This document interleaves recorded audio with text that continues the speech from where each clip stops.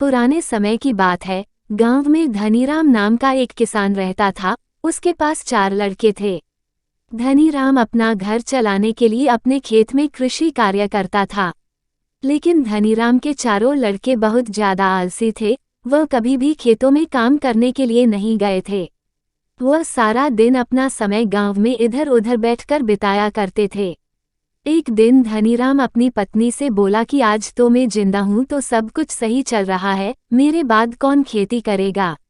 हमारे बच्चों ने तो आज तक खेतों में कदम तक नहीं रखा है। धनीराम की पत्नी ने इस पर कोई बात नहीं की। धीरे धीरे यह काम करने लगेंगे। इसी तरह से धीरे धीरे समय गुजरता जा रहा था। एक दिन धनीराम की अचानक से तबीयत खराब हो जाती है और वह बहुत ज्यादा बीमार पड़ जाता है।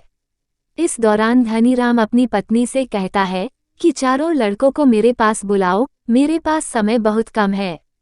इतना सुनने के बाद धनीराम की पत्नी अपने चारों लड़कों को उनके पिता के पास बुलाकर लाती है। धनीराम इस बात से बहुत ज्यादा चिंतित था कि उसके बाद उसके लड़कों का क्या होगा। इसलिए उसने अपने चारों लड़कों को अपने पास बैठाकर कहा कि मेरे पास जितना भी कमाया हुआ धन था, मैंने वह सारा अपने खेतों के नीचे दबाया हुआ है। जब मैं इस दुनिया में ना रहूं तो मेरे बाद तुम खेतों में से दबाया हुआ सारा खजाना निकलकर आपस में बांट लेना है।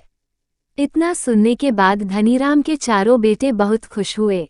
इसके कुछ समय बाद धनीराम की बहुत ज्यादा बीमार होने की वजह से मृत्यु हो गई।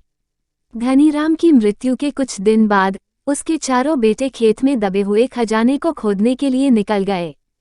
खेत में पहुंचने के बाद चारों बेटों ने पूरा खेत खोद डाला, लेकिन उनमें से किसी को भी खजाने जैसा कुछ नहीं मिला। इस बात से वह चारों बहुत निराश हुए और उन्होंने घर आकर अपनी मां से कहा कि पिताजी ने जो खेत खोदने के बारे में बताया था वह एक झूठ था। हम चारों ने पूरा खेत खोद डाला लेकिन हमें खेत में कोई भी खजाना नहीं मिला। यह सुनकर उनकी मां बोली कि तुम्हारे पिताजी ने अपने पूरे जीवन में यह घर और खेत ही कमाया है। अब जब तुमने इतनी मेहनत करके पूरा खेत खोद दिया है तो अब उसमें बीज भी डाल दो। इसके बाद चारों बेटों ने खेत में बीज बो दिए और मां के कहे गए अनुसार खेत में समय पर पानी और खाद डालने लगे। समय बीतता गया है और कुछ समय बाद खेत में फसल तैयार हो गई। फसल काटने के बाद चारों बेटों ने फसल को बाजार में बेचा और उससे जो भी पैसे मिले उससे उन्हें बहुत खुशी मिली। इसके बाद जब चारों बेटे घर गए तो मां ने कहा कि बेटा, तुम्हारे पिताजी तुम्हें यही समझाना चाहते हैं कि जो हम मेहनत करते हैं उसके बदले में ही हमें खजाना मिलता है। इस कहानी से हमें यह सीख मिलती है, अगर हमें अपने जीवन में सफल होना है तो हमें मेहनत करनी चाहिए।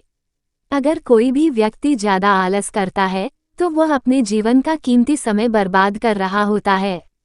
आपको हमेशा अपने जीवन में सही दिशा में मेहनत करनी चाहिए।